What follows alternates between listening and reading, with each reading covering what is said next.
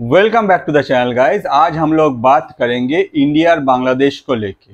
India और बांग्लादेश के बीच में 54 रिवर्स है जो दोनों कंट्री को कनेक्ट करता है।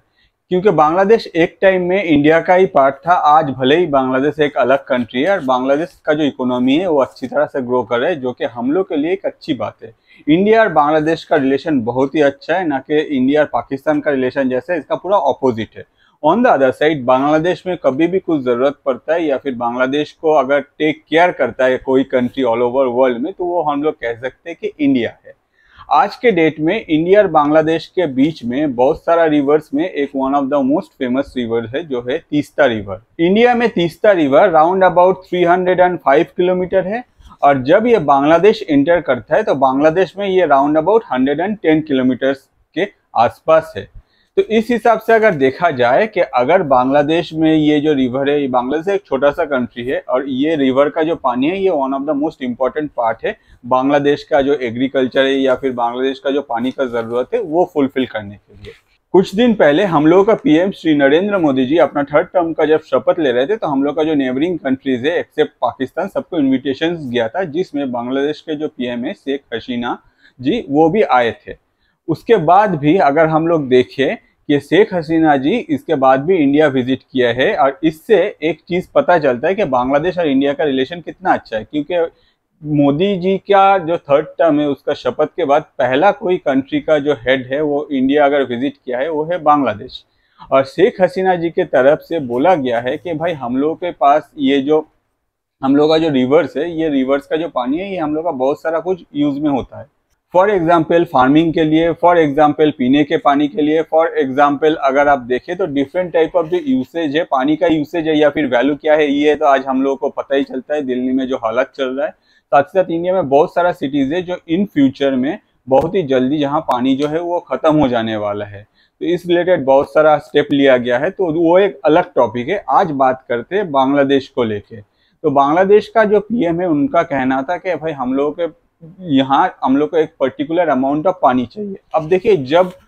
बरसात का मौसम होता है तब तो नदी में बहुत सारा पानी रहता है। उस टाइम में इंडिया का भी जो जरूरत है पानी, वो पानी जो है इंडिया का भी रोकता नहीं है बांग्लादेश के लिए कि भाई अगर इतना पानी है तो आप ले लीजिए, आप इसको यूज कीजिए। ऑन द अदर साइड जब बरसात का सीजन नहीं रहता है at that point of time ये जो नदी है इनमें पानी जो है ये घट जाता है और उस टाइम में क्रिएट होता है प्रॉब्लम। तो बांग्लादेश का कहना है कि हम लोगों के एंड में ये तीस्ता रिवर जो ट्रेवल कर रहा है इसमें 110 किलोमीटर जो है, इसमें हम लोग ये जो पानी है इसको प्रिजर्व करना चाहते हैं और इसको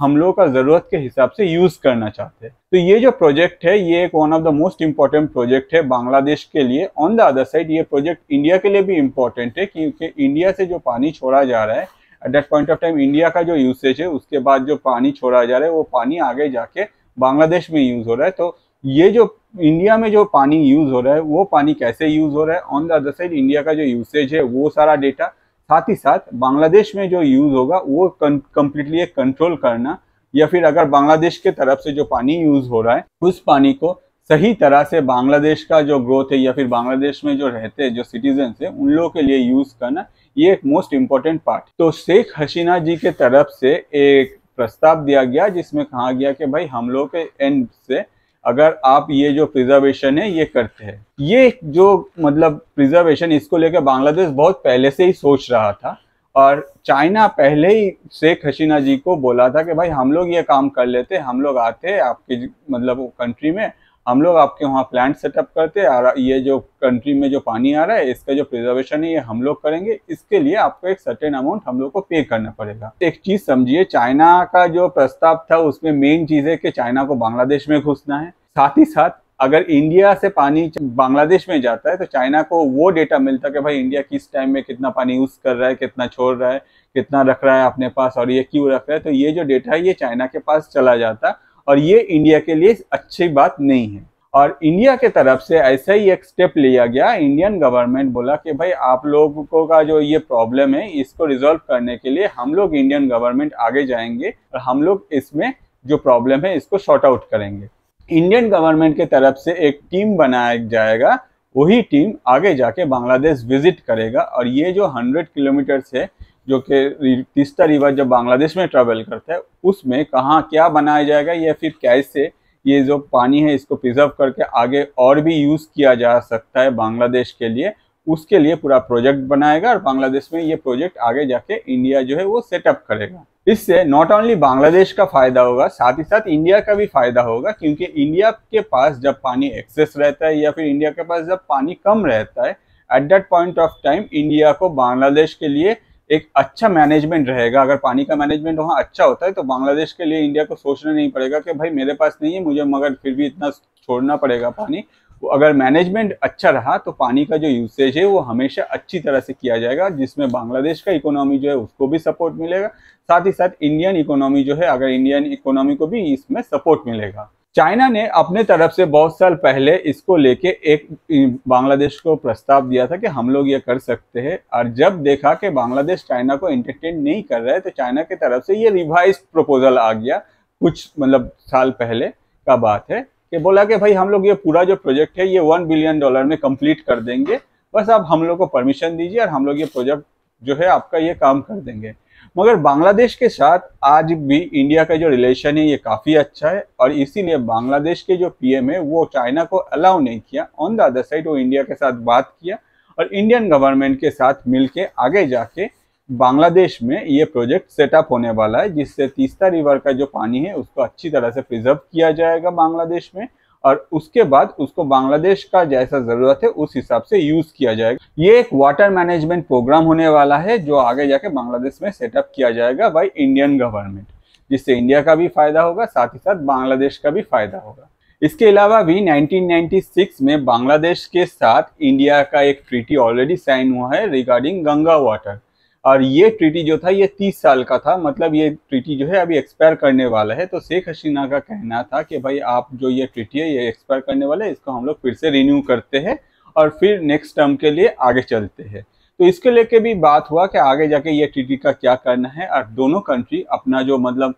सोच है इस ट्रीटी को लेके उसको कम्प्लीटली उसको डिस्कशन किया गया, और आगे जाके इस ट्रीटी में भी काम होगा। ऑन द अदर साइड ये सब बात और सारा मीटिंग्स जो चल रहा था दोनों कंट्री के जो हेड्स है उन लोगों के बीच में, तब अचानक से इंडिया के वेस्ट बंगाल के सीएम ममता बनर्जी ने इसमें इन्वॉल्व होने का